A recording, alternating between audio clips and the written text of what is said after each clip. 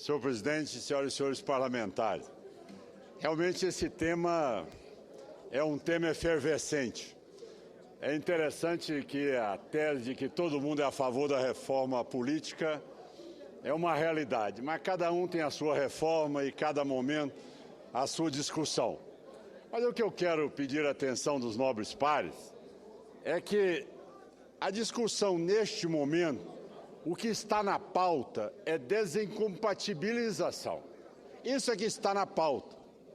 A pergunta que faço ao presidente: a proposta que hoje tive a oportunidade de assinar, do senador Romero Jucá, ela terá a condição de ter um acordo de líderes para que ela realmente não precise sequer cumprir aquele rito de tantas sessões para receber emendas.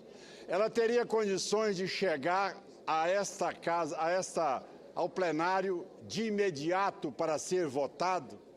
A disposição que todos sinalizam aqui, ela é uniforme para que possamos votar o fim da reeleição?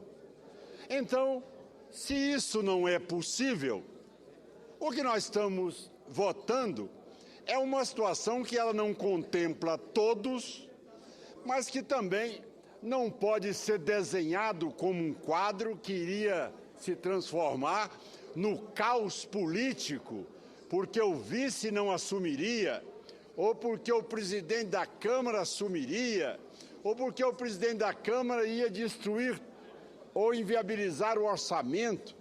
Isso é responsabilidade de quem é prefeito. O cidadão, se ele colocar alguém que vai dilapidar o orçamento da prefeitura ou do governo, ele será responsável por aquele ato que ali está sendo praticado. Essa tese de que, olha, nós vamos exigir o mais, mas, no entanto, não existe essa PEC aqui para ser apreciada neste momento, senhor presidente.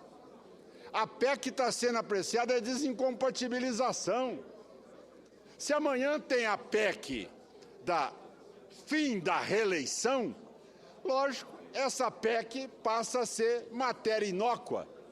Ela não vai progredir. Agora, nós vamos perder essa oportunidade. Nós não vamos aprovar pelo menos um passo aonde todos aqui são unânimes a entender que o que está destruindo o prestígio da classe política é esse mercantilismo, esta corrupção implantada nas reeleições do país, independente de sigla partidária. É um processo promíscuo, é a máquina sendo usada ali sem a menor cerimônia para que a pessoa seja reeleita. E exatamente é o governador, é o prefeito, é o presidente recebendo as lideranças políticas e despachando. E dizer que nessa hora ele tem a postura republicana, que ali naquela hora ele é governador e não é candidato. Essa é a história da carochinha. Ninguém acredita nisso. Nós estamos aí cansados de ver a situação com que está chegando o processo político eleitoral brasileiro. Se amanhã é possível o fim da reeleição, ninguém mais do que eu vai lutar por isso. Eu já disse que nessa eleição, eu identifico como diagnóstico principal o fator mais lesivo à política brasileira é a reeleição. Eu encabeço como sendo o pior das situações que nós temos vigente hoje no país, no sistema eleitoral brasileiro. Depois eu elencaria outros. Mas sem quem tem a garantia aqui que essa matéria vai ser aprovada ou que vem a plenário? Qual é a garantia que essa matéria, nessa extensão do fim da reeleição que eu defendo, vai ser aprovada da Câmara dos Deputados? Quantas matérias que foram daqui para lá e foram arquivadas e de lá para cá? Então, nós precisamos, no mínimo, fazer algo, pelo menos que seja um processo de tamponamento para esse momento grave em que passa a política nacional. Eu sei que essa matéria é muito pequena. A discussão que falava há pouco com o senador Luizio Nunes, nós estamos como aqui o pianista do Titanic diante de um processo de afundamento da governabilidade do país, discutindo assuntos menores. Mas se esse assunto exige de nós a votação, vamos ter pelo menos a sensibilidade de entender que seja prefeito, governador ou presidente, ali desincompatibilizado pelos próximos 6 meses do processo eleitoral, durante os 6 meses do processo eleitoral, ele será menos danoso, ele dará mais condições de disputa a outro candidato. Nós teremos regras que sejam pelo menos limitadoras, mesmo que o vice queira encarnar o governador, ele vai medir os seus passos, porque ele é que vai ser processado amanhã e responder por todos os atos de crime administrativo que tenha praticado. Então, senhor presidente, eu peço a atenção de todos. Por favor, vamos votar o sim. Pelo menos nós vamos exigir com que o cidadão saia por 6 meses. Amanhã vem a reeleição, vamos aprovar a reeleição, acabou, isso passa a ser matéria letra morta. Sequer vai para a promulgação. Se o sentimento de reeleição é esse, vamos fazer um acordo. Eu, democrata, líder do partido, assumo essa posição. Eu assumo o acordo de quebra do interstício, assumo o acordo para quebrarmos as 10 sessões necessárias de emendas e que a proposta apresentada pelo senador Romero Jucá venha analisada apenas pela Comissão de Constituição e Justiça imediatamente para o plenário. Estamos de acordo para que isso seja votado no decorrer da próxima semana, mas se isso não é possível, vamos pelo menos votar sim ao fim da necessidade da desincompatibilização. Muito obrigado, senhor presidente. Era o que eu tinha a dizer. Presidente, pela ordem. Eu vou conceder a palavra pela ordem ao senador Randolph, que está sugerindo ao final e ao cabo, e há pouco nós conversávamos aqui com o senador Aloysio Nunes Ferreira, um encaminhamento que pode ser com relação à complexidade dessa matéria e o estágio em que a redação do substitutivo está posta, deixando vácuos, vazios, que talvez seja o caso de nós elegermos aqui agora um procedimento para que a gente, num outro momento, ou invertendo a ordem lógica, apreciando as propostas contrárias à própria reeleição que começam a chegar, elas até então não tinham sido apresentadas. Nós, nesta tarde, estamos recebendo a primeira proposta, com o fim da reeleição. Já tem tramitando, né, Walter? Senador Randolph, com a palavra a você. Presidente, exatamente no sentido que Vossa Excelência aqui coloca os termos. Nós percebemos no contexto do debate que existe na redação um conjunto de lacunas. E nós temos um vício insanável para esse debate. Qualquer debate aqui nesta casa, neste plenário, ele só ocorre com sucesso com a presença do relator da matéria. E o relator dessa matéria é o senador Luiz Henrique. E nós, em virtude de missão oficial, em nome do Senado, para o exterior, nós não temos a presença aqui no plenário do Senado, nesse momento, do senador Luiz Henrique. Então, dito esse vício insanável, no meu entender, senhor presidente, nós já tivemos vários pronunciamentos na tribuna, levantando questionamentos, levantando, inclusive, qual seria a sequência sucessória se saísse eventualmente o prefeito, o vice-prefeito e o presidente da Câmara de Vereadores, ou no mesmo âmbito, no âmbito estadual e no âmbito federal. Tendo em vista esse vício insanável da ausência aqui do relator para esclarecer, por exemplo, questionamentos como este, senhor presidente, eu encaminho a sugestão para a mesa e ao plenário, encaminho para a mesa a sugestão que nós suspendamos essa votação para que ela ocorra em outro momento que a mesa e o Colégio de Líderes achar melhor, inclusive com o entendimento do Colégio de Líderes. É o encaminhamento que faço, senhor presidente. O senador Randolph está propondo, em função da inversão da lógica com relação ao que argumenta, e da ausência do senador Luiz Henrique, que é o relator da matéria, que nós esperemos a volta do senador Luiz Henrique para que nós possamos retomar essa discussão, porque realmente, da forma como está proposta a emenda à Constituição, ela está imprecisa, porque deixa vazios jurídicos. Por exemplo, se o vice for candidato, o que é que acontecerá? Senhor presidente, bora abrir o painel, nós já votamos. Por isso eu queria consultar os líderes se nós podemos suspender a votação e aguardar a volta. É o mais sensato, presidente, é o mais apropriado. Agradecemos a Vossa Excelência. Senador Presidente, Eunício Oliveira. eu concordo, inclusive o senador relator é o senador Luiz Henrique, que inclusive não está presente. Eu tenho a responsabilidade de líder do partido, do qual ele faz parte, portanto, se houver anuência dos demais líderes, eu pediria a Vossa Excelência que suspendesse a votação, não abrisse o painel, para que a gente possa fazer uma discussão com a presença do senador Luiz Henrique, que é o relator dessa matéria. Senador Caiado. Bem, concorda com essa avaliação e solicitaríamos então a presença do nobre senador Luiz Henrique e aí nós concluiríamos a votação e até o momento outras matérias também poderiam ser pautadas. Agradecemos a Vossa Senador Cássio Cunha Lima. Para manifestar também a concordância do PSDB com o procedimento que foi sugerido há pouco pelo senador Randolfo e que aparentemente tem um acolhimento de Vossa Excelência. Senador Benedito de Lira. Senhor presidente, considerando que o nosso relator não se encontra e para que a gente possa evitar um vício de procedimento, o PP também concorda com o que estão dizendo outros companheiros e suspender o processo de votação. Agradecemos a Vossa Excelência.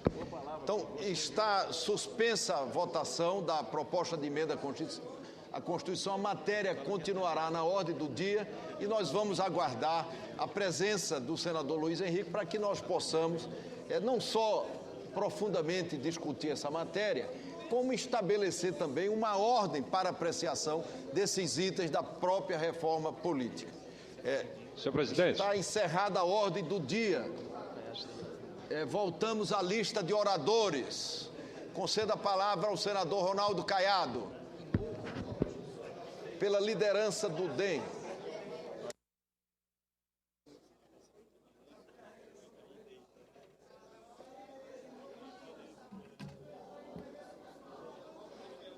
Senhor presidente, senhoras e senhores parlamentares, neste momento eu quero tratar de outros assuntos, entendendo a necessidade de nós revermos essa pauta da reforma política com mais objetividade e talvez num grande entendimento também com a pauta da Câmara dos Deputados.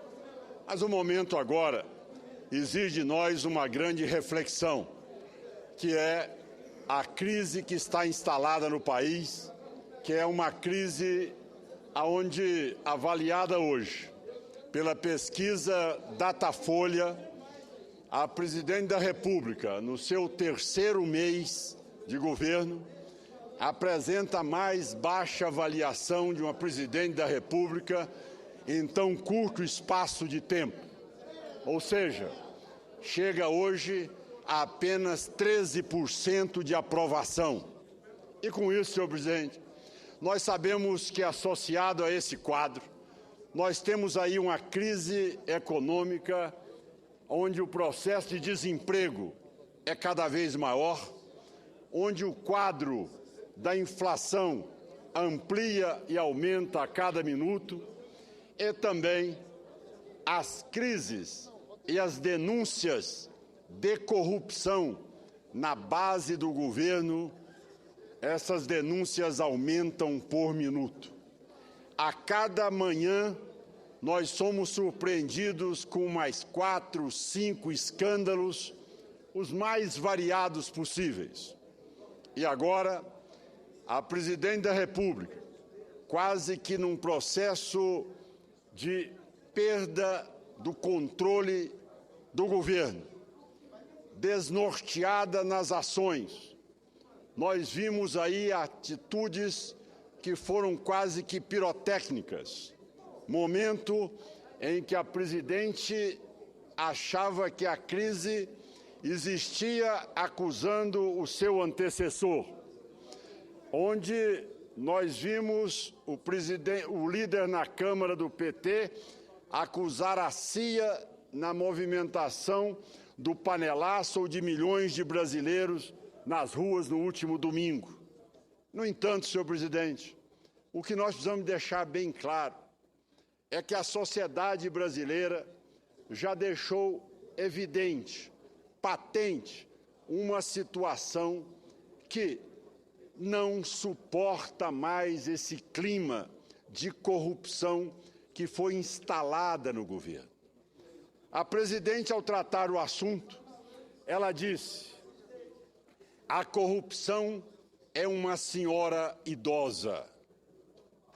Eu tive a oportunidade de respondê-la e disse: não, a corrupção é uma jovem de 12 anos de idade, porque ela nasceu no governo Lula e teve continuidade no governo Dilma Rousseff. É o primeiro momento na história política de um país aonde nós assistimos à corrupção como programa de governo. A corrupção foi instalada, foi institucionalizada pelo governo Lula e continuado pelo governo Dilma Rousseff. Essa é a realidade que nós convivemos nos dias de hoje. E a sociedade atônita, a sociedade mobilizada, dizendo em alto e bom som: não é possível que venham repassar aos nossos ombros todo esse processo de corrupção, de dilapidação do patrimônio público, como tem feito nesses últimos anos à frente do governo. A presidente da República assume também em rede nacional e diz: vou mandar um pacto, vou mandar uma proposta ao Congresso Nacional, que é um pacote anticorrupção. No momento em que o mandatário maior, que conta apenas com 13% de aprovação da população brasileira, ou seja, se nós transferíssemos isso ao número de eleitores, ela hoje representava exatamente em torno de 13 milhões de eleitores no Brasil, num universo de mais de 130 milhões de eleitores. Por isso, senhor presidente, quando ela propõe um pacto anticorrupção, ela deveria, em primeiro lugar, dar sinais de que ela estava realmente determinada a combater a corrupção no país. Primeiro ponto, ela deveria deixar claro: se o Procurador-Geral da República não se sensibilizou com dos 11, ou seja, com os pronunciamentos dos delatores, envolvendo a presidente Dilma em 11 pronunciamentos nas delações, se o procurador utiliza uma prerrogativa constitucional para que ela não seja investigada, onde a palavra da Constituição diz responsabilizada, não tem nada a ver com investigada. A Constituição brasileira não desautoriza, pelo contrário, estimula, incentiva a investigação de todas as autoridades, seja de presidente da República a qualquer funcionário público. Essa matéria é matéria vencida no Supremo Tribunal Federal. Nós já tivemos o parecer do Pleno do Supremo Tribunal Federal, e matéria defendida pelo ministro Celso de Mello, decano daquela casa, homem respeitado no mundo jurídico, aonde a Constituição brasileira autoriza sim a investigação da presidente da República. Quando ela manda esse pacote anticorrupção, por que ela não dá os primeiros sinais de dizer: está aí? Se tem dúvida em relação à minha postura, eu sou a primeira a abrir mão, se é que tem algum impedimento constitucional, para que seja feita uma devassa em toda a minha vida e a minha trajetória à frente do país, para poder mostrar que não tem envolvimento com esse Caixa 2 que foi mantido e muito bem institucionalizado dentro da Petrobras. Mas se ela assume o governo e mantém exatamente a Graça Foster até os últimos dias que foi possível, é porque, sem dúvida alguma, não é pela competência da Graça Foster, mas muito mais daquilo que Graça Foster estava tentando apagar digitais ou sinais ou indícios de um processo de corrupção instalado naquela empresa. Nós ouvimos nas delações premiadas as pessoas, empresários dizendo, assistimos na televisão, cidadão dizendo, eu fui achacado pelo PT, eu entreguei o dinheiro ao Vacari. Esse dinheiro era para o caixa de campanha do PT. A denúncia clara, com endereço, CPF, com todas as características e nominado, senhor Vacari. Ela manda um pacote anticorrupção e o senhor Vacari continua tesoureiro do PT. Continua o homem que coordenou e que comandou o processo financeiro da campanha da presidente da República. Então, qual é o sinal para a população brasileira de que essa intenção da presidente procede? É mais um gesto, como foi o gesto virtual da campanha eleitoral, prometia tudo para o povo e nada fazia. Quantas vezes essa casa já assistiu pacote aqui para combate à corrupção e desengavetar a reforma política? Toda a crise do PT vem acompanhado com essa prescrição, pacote anticorrupção e reforma política. Superada a crise, daí 30 dias tudo é engavetado. Mas para concluir, senhor presidente, é importante que seja dito que nesta hora essa casa tem uma importância ímpar diante do quadro que nós estamos assistindo. Na reunião hoje, com os líderes, eu me dirigi ao presidente da casa, Renan Calheiros, e disse da necessidade dessa casa discutir assuntos que tenham maior consequência para nós não nos omitirmos num momento tão grave da política nacional. E é inadmissível que a presidente da República não seja incluída numa lista para ser investigada depois de citada mais de 10 vezes nas delações premiadas. Senhor presidente, este momento exige de nós muita reflexão, mas exige de nós também a coragem para decidirmos. O Brasil não pode ficar à deriva. O governo, cada dia, ele ostenta cenas deprimentes.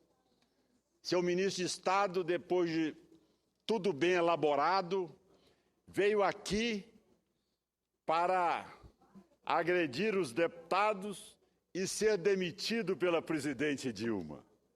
Cumpriu o script, ou seja, pousar agora de grande defensor da ética e da moralidade. Ora, o governo, a cada dia que passa, dá sinais que está se desintegrando. E essa casa vai ficar calada? Essa casa não vai buscar alternativas? Quais são as alternativas que a Constituição nos impõe? Exatamente o direito à ampla defesa, nós não queremos cercear de ninguém.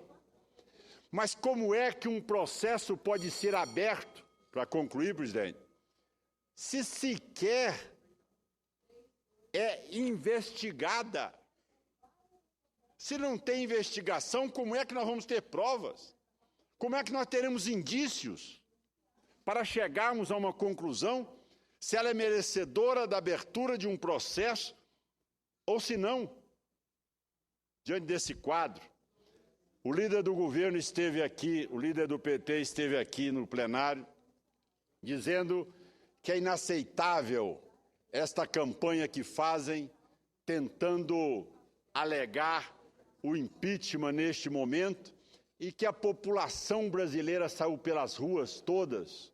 E aí, ele, como líder do PT que responsabilizou a CIA, quis dizer que a população brasileira agora que defende o impeachment é uma população golpista. A população não é golpista, senhor presidente. A população está estarrecida diante dessa apatia das lideranças políticas e diante de tantos escândalos de corrupção. Ele diz, a presidente da República, num discurso apelativo, as pessoas estão agredindo verbalmente a presidente e não pôde usar esses adjetivos. Todos nós concordamos plenamente com isso. Nós temos que fazer um debate em altíssimo nível. Agora, senhor presidente, primeiro, ela precisa também se corrigir, porque até as lideranças da base do governo são unânimes em dizer que as reuniões ministeriais, como outras reuniões que se dão lá dentro do Palácio do Planalto, é usar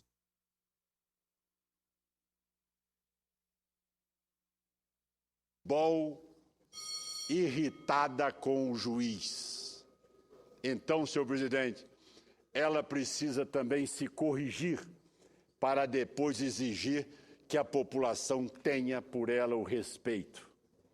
Eu encerro dizendo que, nesta hora, a oposição, os democratas, quer continuar respeitando e continuará respeitando as regras constitucionais, mas exigirá cada vez mais que a Justiça cumpra a sua tarefa e dê oportunidade para que todos os atos praticados pela presidência, das quais ela teve benefício direto, que foi exatamente aquilo que denunciado pelo organograma do promotor Dallagnol, mostrou com toda a clareza o caminho do dinheiro da propina da Petrobras, seja esclarecido.